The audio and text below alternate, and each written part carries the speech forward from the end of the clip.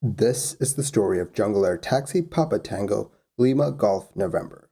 Before we get started, I just want to say that this video is based on a Google translation of the original report, which was in Portuguese, so if there are any inaccuracies, do let me know. On the 29th of July 1998, a flight was being operated by an Embraer 110. It's quite popular in Brazil, and it's used to serve destinations deep in the forests where airports aren't as built up as the rest of the country. But today, the Embraer 110 would be flying between Manaus and Tefé. The plane took off from Manaus with 27 people on board. Their flight path took them over the thick forests of Brazil. As the plane was climbing, the oil pressure in the left engine began to drop. The pilots, at first, decided to keep climbing and to continue the flight. Before long, they were at 8,500 and they were 100 nautical miles from Manaus. The left-hand engine was getting worse. The oil pressure in the left-hand engine was really low. They consulted the manuals that they had, and going by that, they shut the left-hand engine down. They started the flight back to Manaus. It wouldn't be safe to continue on to Tefé. By 1:15 p.m., the crew were in contact with Manaus Control, telling them that they were on their way back and that they were flying on one engine. Flying on one engine isn't that big of a deal. All twin-engine planes are designed to be able to carry out a safe landing on just one engine. Most modern jet aircraft are designed to even climb out with just one engine. If that doesn't make you feel safe, I don't know what will. But this flight was different. The plane started to lose altitude. The remaining engine was not able to keep their plane aloft. The plane started to descend. The engine strained to keep them in the air, but it just wasn't happening. They were desperate, and that meant that desperate measures were needed. The first officer opened the emergency hatch over the left wing and decided to throw out the passengers' luggage in an attempt to lighten the plane. But it just wasn't enough. The plane was still descending. The captain then came to the realization that they were not going to make it. Manaus was still 54 nautical miles away. They were flying near the Manacapuru River at the time, and the captain decided to ditch the plane in the river. The plane touched down on the river, and the fuselage broke apart. Of the 27 people on board, 12 people unfortunately died. Since the plane had crashed into a river, not much of the wreckage was recovered, so they had to turn to the logs of the plane to figure out what happened to the plane. Immediately they found red flags. Planes undergo regular inspections. B-2 inspections are carried out to check the general condition of the plane. The investigators realized that these had not been carried out. This is despite the plane being overdue for a B-2 inspection. Another type of check that the plane undergoes is the A-1 inspection. The A-1 check had been done, but as they would later find out, the inspection was done by a mechanic from another airline who was not qualified on the Embraer 110. Daily maintenance logs were signed by the head of the maintenance department, but details were sparse. There was no write-up about how the plane was maintained or what was done to it. All that was there was that some maintenance had been done on the plane. Things were not looking too good. The paper trail led to more shocking findings. At first glance, the pre-flight documents looked fine. The maximum takeoff weight for the Embraer 110 was 5,670 kilos, or 12,500 pounds. According to the documentation, the plane at takeoff weighed 5,615 kilos, or 12,381 pounds, which is under the maximum takeoff limit. But digging deeper, they found that the pre-flight calculations had not accounted for the weight of the 3 crew members on board. They collectively weighed 225 kilos, and that put the plane's weight above its maximum takeoff weight. This was in violation of the manufacturer's limit for the plane. It doesn't stop there. This plane had a seating capacity of 18 people. As per the file data, the plane had 18 adults and 3 children on board. The children were seated on the laps of the adults.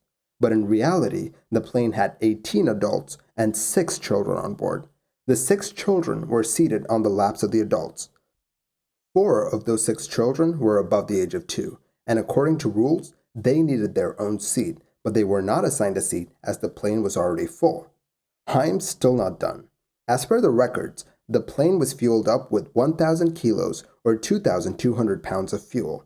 But again, official numbers were fudged. The plane was actually carrying 1,376 kilos or 3,000 pounds of fuel at takeoff. All of this extra weight added up, and according to the investigators' calculations, the plane was overweight by 852 kilos or 1,800 pounds. So when they had to shut down one of their engines, the other engine couldn't keep the overweight plane in the air. The plane was not designed to fly like that. But what happened to the engine in the first place? There could have been a leak. They hypothesized that if a cover were to be left open, oil pressure would drop. Another theory was that if a gasket were to fail, that too would leak out oil. The plane wasn't inspected very well, so all of these are possible theories. The question still remains though, why did the plane take off so heavily laden? The pre-flight checks of the pilots left a lot to be desired. They just took the passenger and cargo weights that they had been given by the flight dispatcher and did not double-check any of them in any way. On top of that, the airline overbooked the plane on purpose so that they could maximize revenue for the flight. They were really trying to maximize profits. Remember how the plane took off with more fuel than needed? That was because fuel cost more at Tefe, so if they took on more fuel than needed at Manaus, they could bring down their fuel costs. The interesting thing is that the captain knew about the excess fuel, so why didn't he speak up? It turned out that the pilots had not been paid in a while, and their pay was to come from the revenue generated by this flight. So if this flight did not happen, then they wouldn't get paid. So that motivated the pilots to go ahead with the flight. This meant that they sidelined safety. The plane could technically fly, but it didn't have a safety margin when something went wrong. Maybe if the crew had paid more attention during the pre-flight checks, they might have realized that their plane was very overweight. Do you think the captain would have called off the flight had he known the full severity of the situation? I mean, when problems first arose, they opted to continue the flight. They did not turn back until the problems became too big to ignore. I think that speaks to the headspace that the pilots were in. When the plane was ditching, it was hard to control the rate of descent of the plane because the plane was so heavy. That ultimately cost a lot of lives. This flight was riddled with lies, but apparently that's par for the course for flying in remote parts of Brazil. While researching this video, I found an article about these short forest hops in Brazil. This airline lied for profits, but for some other pilots, lying is the only way to fly. A lot of the indigenous communities in the Amazon rely on air travel a lot, but the strips in the forests often don't have the best infrastructure. That means that these strips aren't officially certified and legally cannot operate flights, so pilots usually file a flight plan and then turn off their transponders and deviate from their flight plans to these isolated strips to pick up passengers and to drop off supplies. If it were not for these flights, a lot of communities would be cut off from civilization. Think of what living in Alaska would be like without air travel. There was a movement to upgrade these little airstrips so that they could legally accept air traffic, but the government was unwilling to do that as it would cost a lot of money. If you know the state of airstrips in Brazil right now, do let me know. This flight was a perfect example of how putting profits over lives ended up costing lives. I don't know why airlines do this time and time again. We've seen that if you neglect to maintain your planes, they'll eventually fall out of the sky. Hopefully, we've learned our lesson. Thank you for watching this episode of Mini Air Crash Investigation. If you like the videos that I make, do consider liking and subscribing. It will really help the channel grow. I'll catch you guys next time. Stay safe.